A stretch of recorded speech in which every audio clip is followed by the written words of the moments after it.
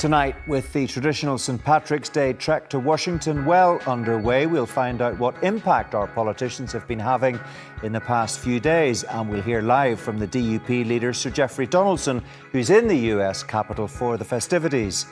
As the new First and Deputy First Minister's honeymoon continues, a warning that power sharing must be about more than personal relationships. I think rather than focusing on personalities, and may I say, I think that's been part of the problem with Northern Irish politics. We've relied on the force of personality, or sometimes the weakness of personality, to affect the course of the future of these institutions. The senior Conservative MP, Sir Robert Buckland, pulls no punches on the Union, Canova and Casement. Plus, unity or reconciliation? For nationalists, which should come first? It's already a hot topic, and leading figures from both sides of the argument join me to debate the issue live.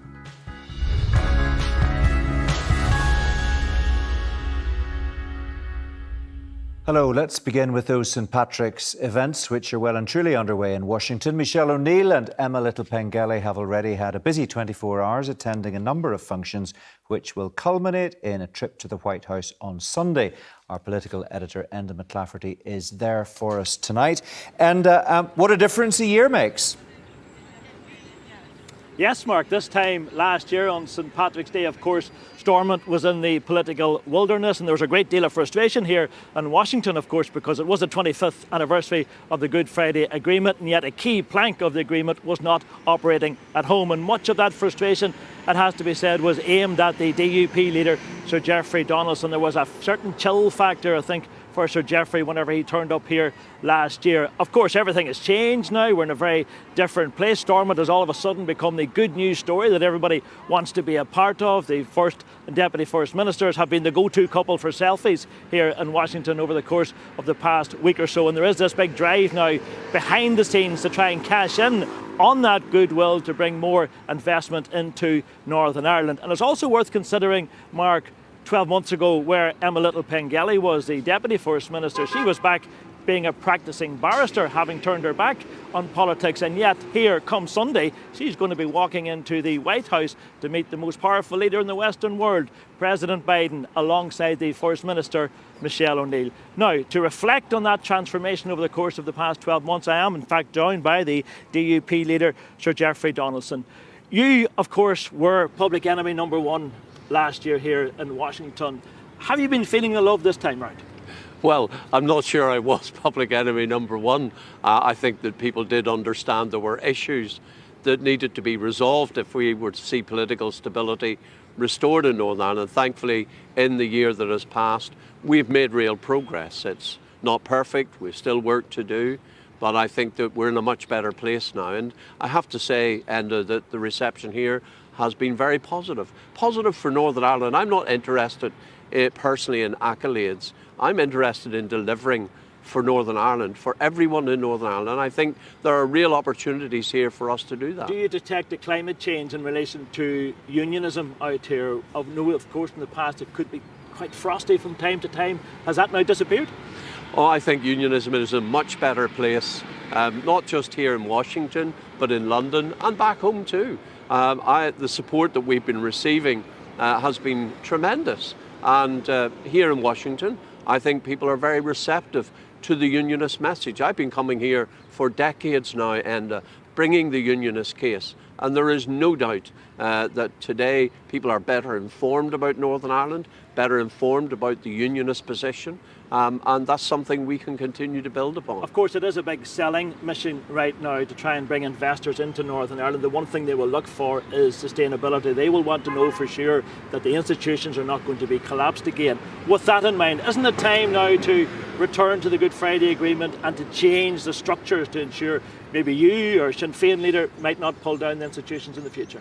Well, of course, it was the Northern Ireland Protocol that harmed the Good Friday Agreement and the cross-community consensus that is essential for power sharing, for our executive and assembly to function properly. And now we've taken steps to resolve those issues and to restore that consensus and to get an outcome that both unionists and nationalists can support. My focus now, in terms of reform, is on reforming our health service, ensuring that people get access to the health care they need when it is most needed, to invest in our education system and to grow our economy, create jobs for our young people. You've talked there in passing about the deal, obviously, that you have negotiated. Your MP, Sammy Wilson, has come out this week and says he supports you as party leader, but he also questions your judgment whenever you signed up to a deal which he can't tolerate.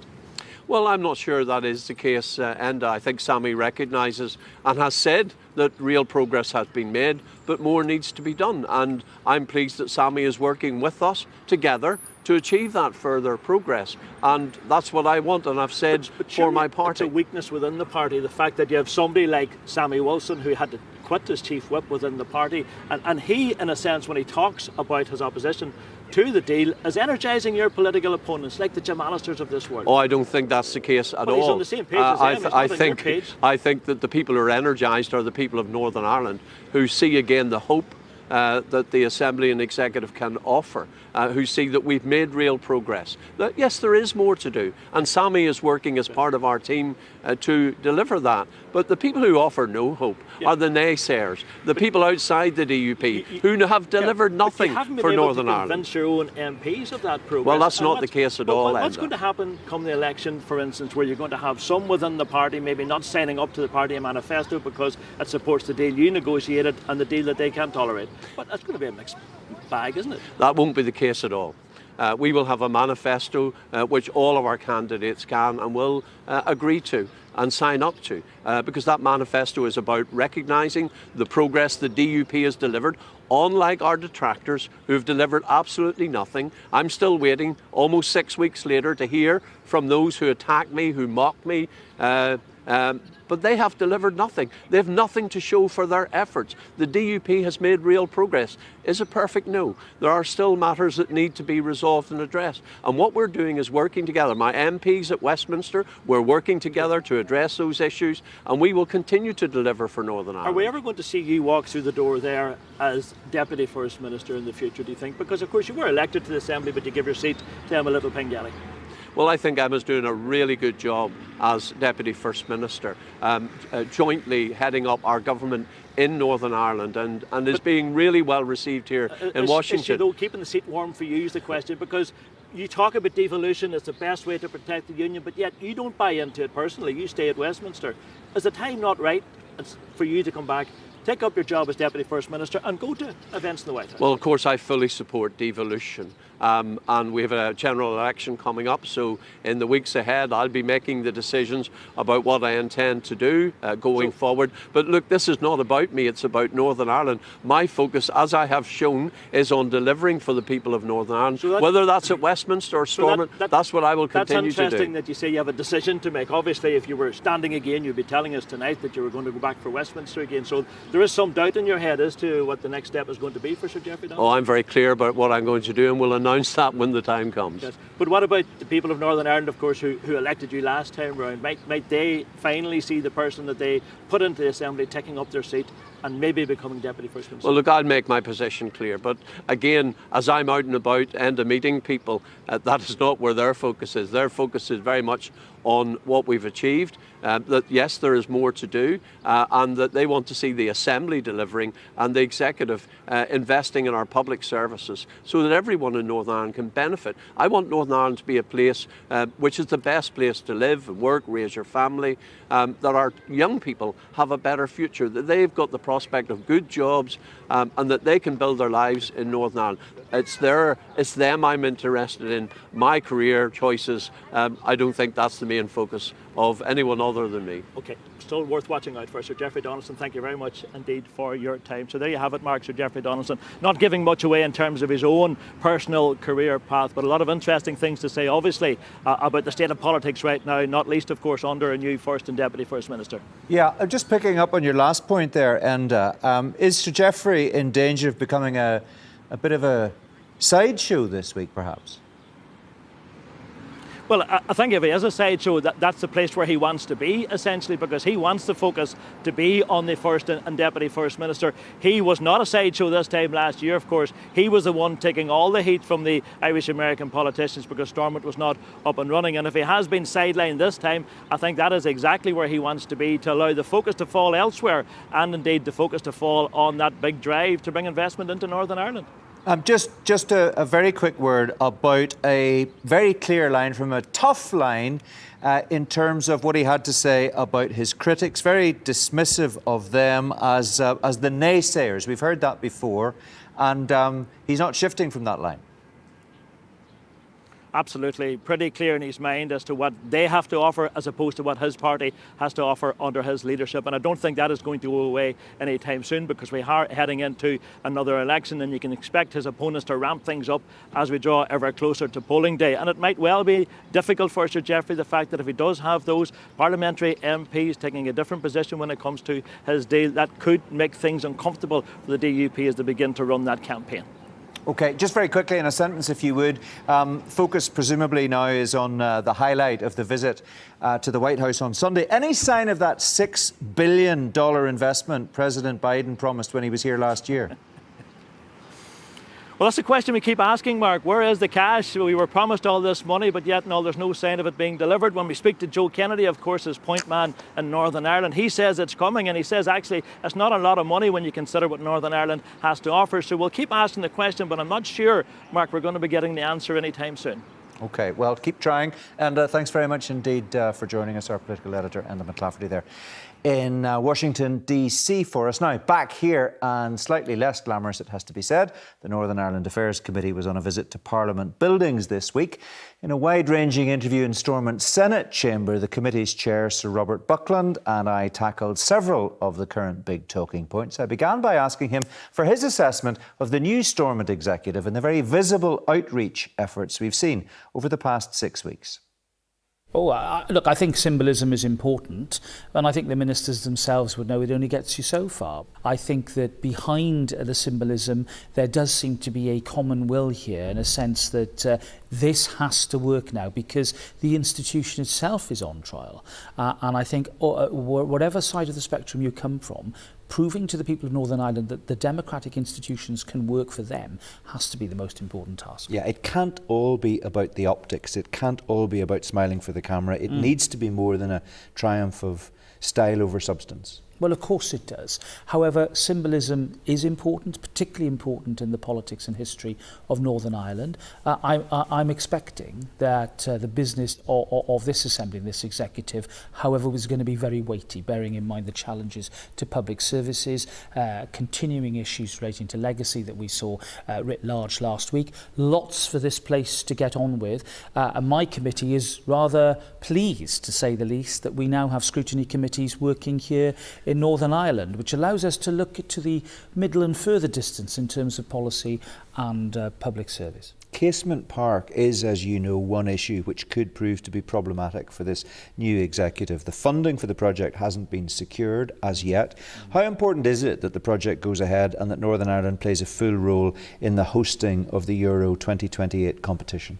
I think it's really important for all the communities in Northern Ireland to be part of what is a competition that brings together both GB and Ireland. I think that it would be a missed opportunity for this important part of both the UK and indeed both the islands not to play its role. Football is a hugely popular sport here. It's a unifying force, and I think that it's something that I would be sad about if Northern Ireland didn't share. Well, Chris Seaton-Harris initially made verbal and written commitments that the money would be found.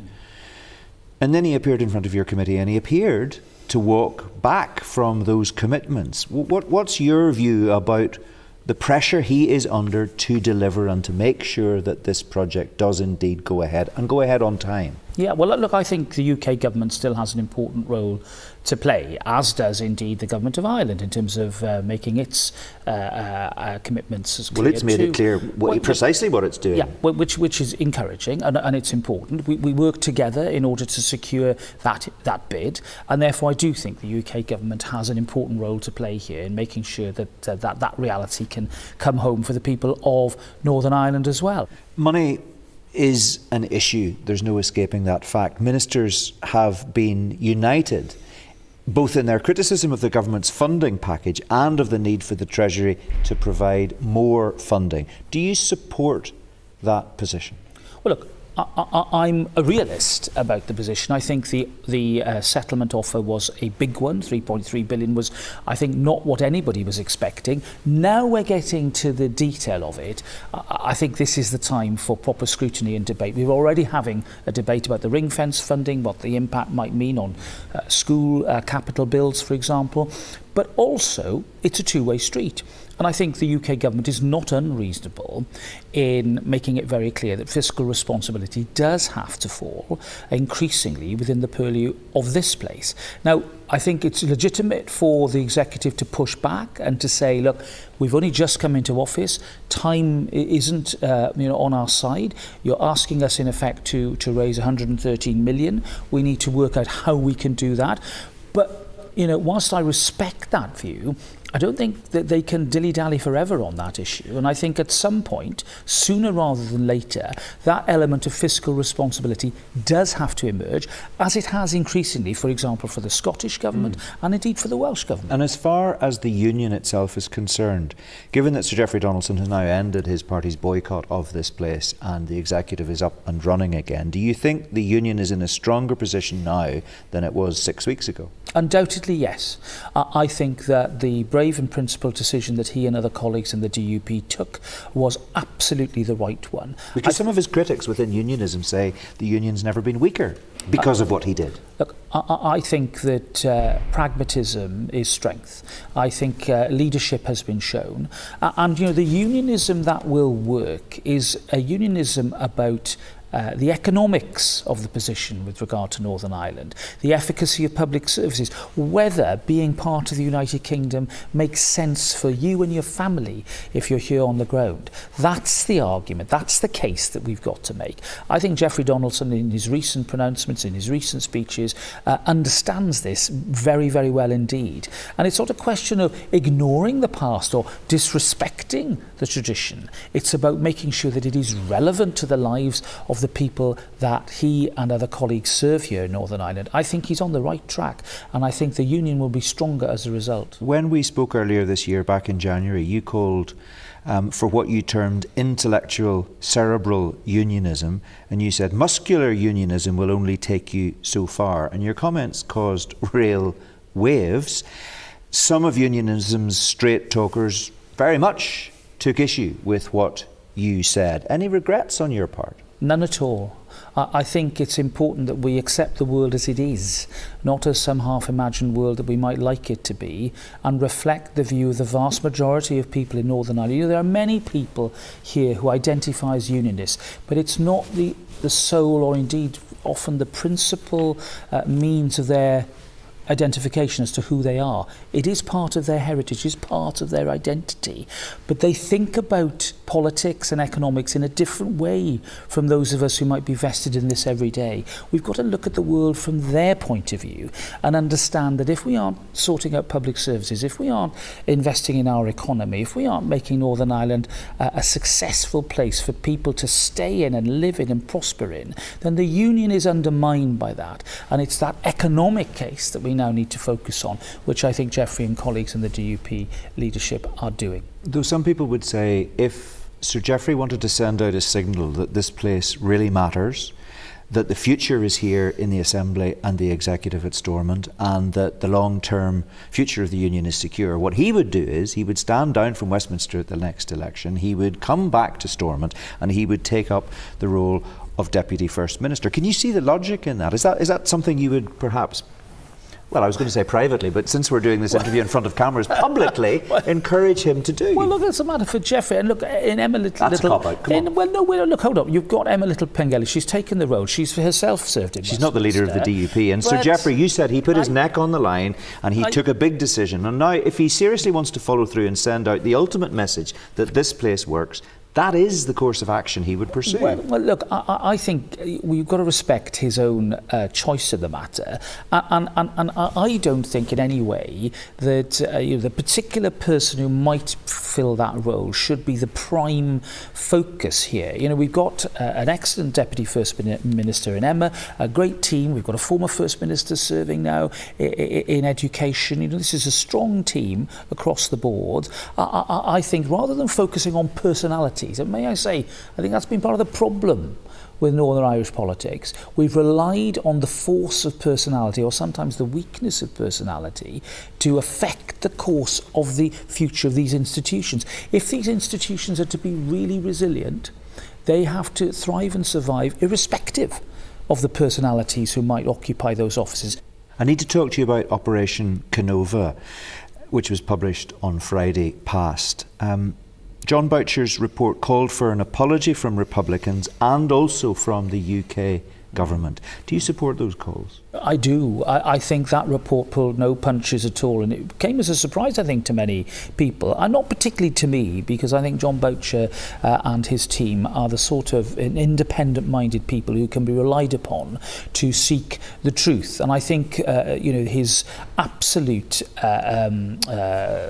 statement about the responsibility of provisional IRA, and then the sad truth that many people went to their deaths unnecessarily as a result of actions or omissions by the British government, makes for very difficult reading, and that's why I think his report now has to be taken very seriously, and I would like to see its recommendations acted upon. There are those who think, despite the circumstances that you have just outlined, there should be a fulsome apology forthcoming from the government, either through Chris Heaton-Harris or from the Prime Minister. There is a precedent for this, as you know very well, and that is what David Cameron said. Yes. He was Prime Minister at the time when he apologised for what happened on Bloody Sunday in 1972. Yes, I was there in the chamber for that, and I remember the huge impact it made. I was only a newly minted MP then. I certainly think that would be the outcome that would be desirable. That's the one that I would like to see. But I understand that we're not yet at a stage of that final report. I certainly think that even if the UK government can't come to a hard and fast conclusive view about this, we should be working towards the laudable recommendations in that report and finding a way to make sure that those affected by all of this, and indeed the wider issue of the survivors and bereaved families, is dealt with. It's information that they need, and it's information that the UK government, and indeed to a lesser but still important extent the Republic of Ireland's government, have to provide. A final question about reform. Your committee published a detailed report on reform of the Stormont institutions. The Irish government has said there's a strong need for reform of the institutions, and that could be achieved ahead of the next Assembly election. The Alliance leader, however, accused the UK government of shutting the door on reform. Where are you on the issue of reform? It was a report published by me and my committee. It's one whose findings I support. I have to accept it wasn't a unanimous report. DUP colleagues did not support that, and we published their observations and recommendations in the annex. However, I do think, going back to my point about the fragility of the institutions and the need to make sure that their survival and existence and continuous does not have to depend upon negotiations, brinkmanship and personality politics, that we should concentrate our minds on ways in which we can improve and refine and reform the way in which the executive is formed here. But the two big parties in the executive here don't seem to want to move on that issue, because of course that would mean that they would be giving up their veto, and they wouldn't be able to pull the institutions down if they felt their party's particular worldview at some stage in the future wasn't being protected by this place continuing. And I absolutely understand the question of consent and that cross-community consent. It's a big flaw, isn't it, in the system? Well, Indeed, but we understand where and why it was necessary. And it would be regrettable, to say the least, that there wasn't a plan in place in order to allow these institutions to be updated to reflect that changed electoral geometry. Now, I can't predict with precision what might happen at the next election. I don't know what will happen here in 2 or 3 years' time. But it would be a missed opportunity if institutionally and politically there had not been that forethought applied to what the consequences of that could be. Sir Robert Buckland talking to me earlier. Next, to the developing discussion within nationalism about the path to reunification. The question of where reconciliation comes into the process is the talking point. The Ireland's Future Group says reconciliation is not and should not be used as a precondition for a border poll. The New Ireland Commission, meantime, says reconciliation work should be central to the process of working towards constitutional change. I'm joined now by two familiar faces, one from each camp, Dr. Brian Feeney from Ireland's Future, and the SDLP MP Claire Hanna, who's a leading figure in her party's New Ireland Commission. Welcome to both of you, and thanks for joining us on the programme tonight. Claire Hanna, first of all, you can't have reunification until you've tackled reconciliation. Is that effectively what you believe? Well, I think the first thing to say is I think it's wrong to frame this as some sort of, tactics within nationalism. I think this is a bigger conversation. I represent South Belfast, probably the most diverse pocket of people on the island, and I don't think people see this any longer as some sort of head count issue. People are interested in the wider conversation. We genuinely believe that this can be a process of reconciliation, sitting down with people, often on a one-to-one basis or in small groups, asking them about their hopes, asking them about their fears, and getting to the other side of it. So we don't think it's linear. We don't think it's possible to say, OK, reconciliation is now done, we move on to the next phase. We think you address the challenges that hold this society back, which are sectarianism, inequality, and yes, the border, but you have to do them all at the same time. Yeah, but the New Ireland Commission argues that, and I'm quoting here, the only path to uniting the people of this Ireland is through the spirit of partnership, cooperation and reconciliation that the Belfast Agreement is built on. That's 100% the case, Mark, because what we're not seeking to do is just reverse partition and trap a very unhappy minority in a state to which they have no affinity. That's not how you build a modern pluralist state. But we think there are people, it's not as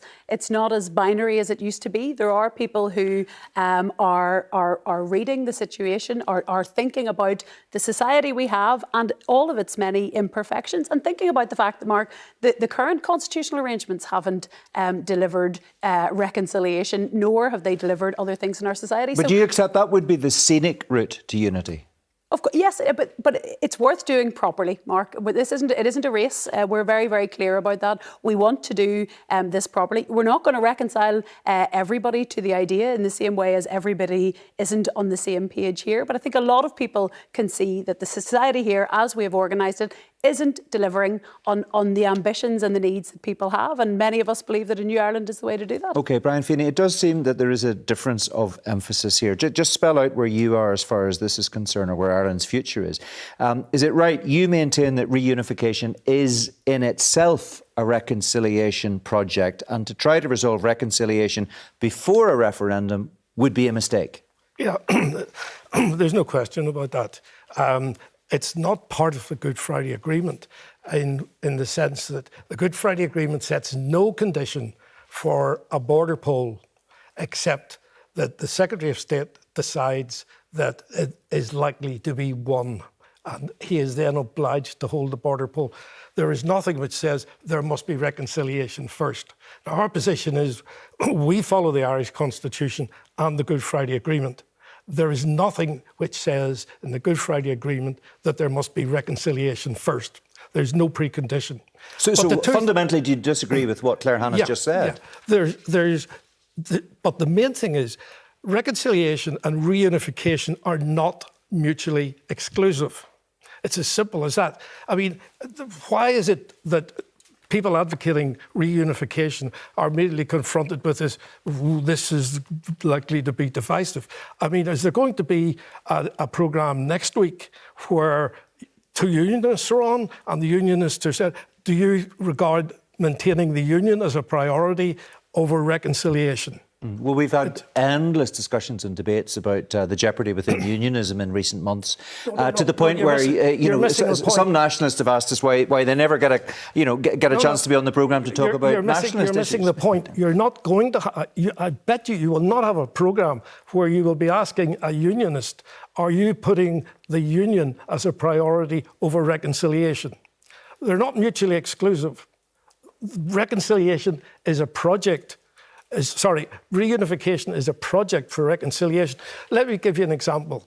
I mean, after the collapse of communism, I worked all over Eastern Europe and Africa about divided societies. In South Africa, when Mandela came out of jail, there was a new constitution and an election, and they got on with it. You can't. If you follow the logic that, there must be reconciliation, which no one has defined, no one knows what it looks like, there would be no Good Friday Agreement. After the ceasefires in '94, it's like saying, we all must sit down and have cups of tea and meet each other. And so instead of that, a political party's job is to establish political structures and get on with it, not sit and wonder what's going to happen in the shimmering Shangri-La out there somewhere. Well, what I'm fascinated about is that you took an opportunity there to criticise this programme, and nationalist Twitter is having a bit of a mini meltdown tonight that we're even having this conversation, as if the View somehow or other dreamt up the debating point. It's been discussed in this programme and other programmes. It's been all over the Irish Times as well. It's not this programme you've got a problem with. It's Claire Hanna's interpretation of how the argument needs to run. You can address your comments to her. I'm waiting for a programme where unionists are discussed in the same way as if unionism is divisive, right? No.